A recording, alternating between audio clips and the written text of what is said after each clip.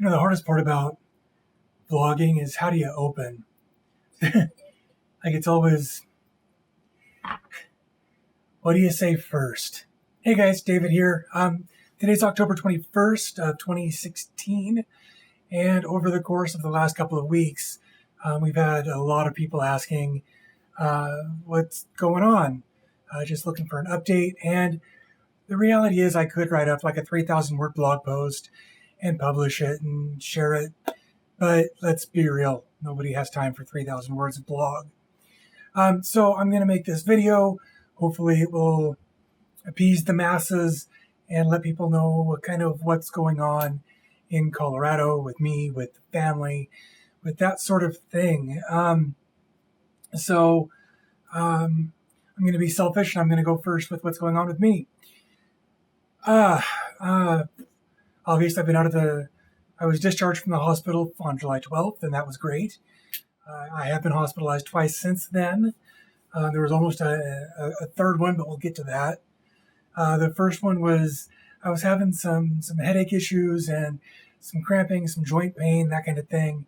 But we mostly narrowed that down to being over-dialyzed and just a lot of dialysis-related stuff that was causing a lot of discomfort, both during and even after dialysis.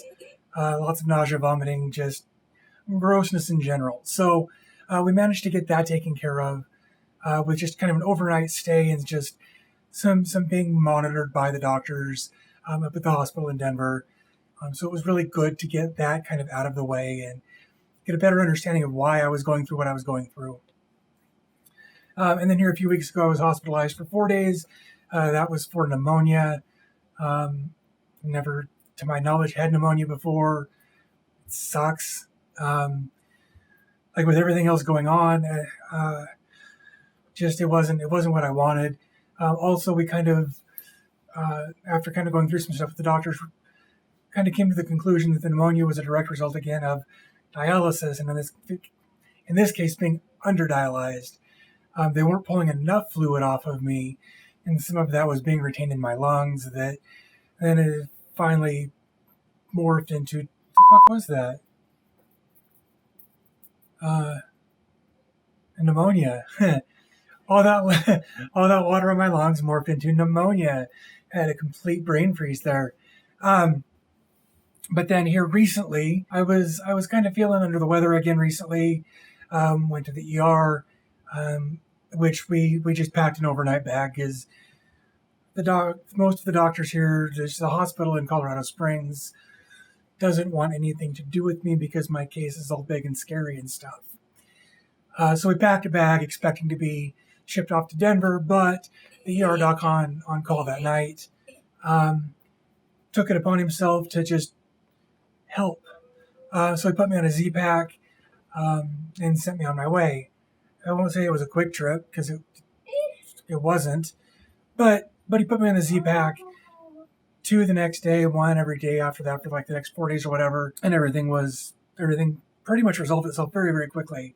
And I was on the mend and feeling really good within just a couple of days. And then this last Wednesday, I went in for another treatment, same hospital, different department, for Rituxan, which is kind of a chemotherapy IV infusion thing. It's my second treatment of that. I had one initially when I was hospitalized the first time, and it just made me feel miserable. But there were a lot of other factors that played into that where I kind of felt miserable in general, and that just wasn't helping. But this time, I went through two treatments. Like I did one, and then I waited 2 weeks and did another. And while we were there, the ER called Rachel to let her know that she needed to bring me down immediately.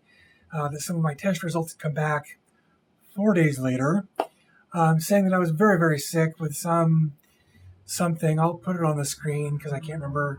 It's all in Latin. But apparently I needed to be brought back in. I needed to be hospitalized so they could get me on this IV antibiotic. So I finished up my Rituxan treatment and went over to the ER where they finally found me a room and did some more tests. They did some blood cultures. They did a urine sample. And they're like, oh, yeah, so that Z-Pak we gave you 4 days ago, that fixed it. Go home. Of course, they couldn't have told us that without us sitting there for about 6 hours.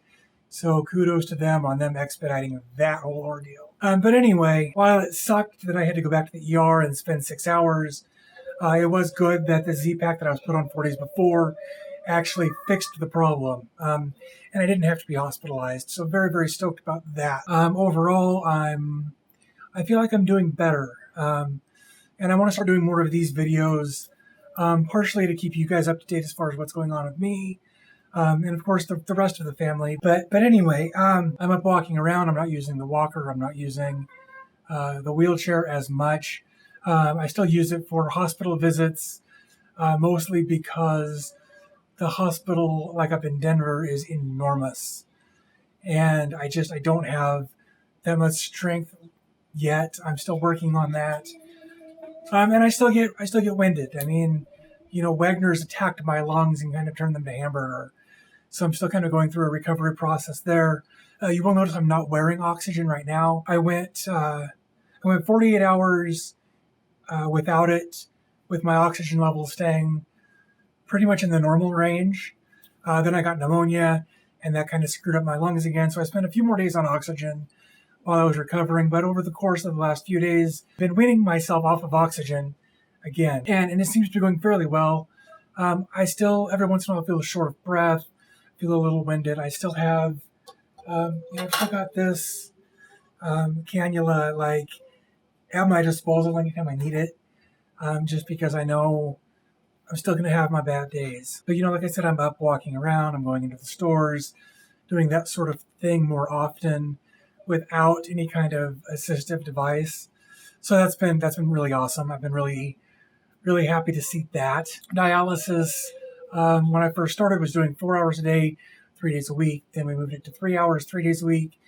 Now we're doing 2 hours, 3 days a week. But if things keep going the way they have been and some of my numbers come up, which it looks like they may have, I may be able to come off of dialysis. That's not to say that we don't have other things in plan or we're in the planning phases for a kidney transplant should those numbers go to crap again, because they could.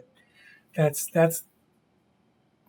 the problem with this disease, is that I could go into remission for 5 years or 10 years or 30 years and never have another flare-up, or I could be in the ER back tomorrow and back in another coma, really at any given point. So yay. But things from now are looking really good. Obviously, my voice is still a little hoarse, but it's getting better. Like, it really is getting better every day. I spent like an hour and a half on the phone earlier. I've been kind of prepping for this. So I've been using my voice quite a bit today, which makes it a little hoarser than it might be if I was to just talk intermittently. Oh, they brought me off of my seizure meds because of the press episode I had back in like May, which then caused seizures and a lesion or two or however many on my brain that's caused on the right side of my brain, which has caused issues on the left side of my body, making certain things a bit more difficult, a bit weaker on that side. But they've got me off of the seizure meds for now. Of course, that's got me not driving or showering or doing pretty much anything on my own. Like, I can't drive, that's just out of the question. And anything where I'll be cooking or showering, that kind of thing, kind of under surveillance for that. For the next 90 days, just to be safe. Because, like, if I drive and if I do have a seizure and I kill somebody, that sucks. If I'm in the shower and I fall because I've had a seizure, that sucks. So we're just kind of monitoring me a bit more closely for the next, well, at this point, like the next 75 days or something, because I've been off of the meds for a couple of weeks now, and things have been going really well there. We've been weaning me off of certain things, replacing, like 3 blood pressure meds with 1 blood pressure med. Instead of taking it 3 pills 3 times a day, I'm taking 1 pill once a day. So we're getting those pill numbers down, which, oh my God, I can't tell you how great that is. Of course, they've added some new pills that are huge. Hi, hold on. Then there's these guys. We play with them all day long, because look at that face. Yeah, I know. But anywho, so things here are going really well for me.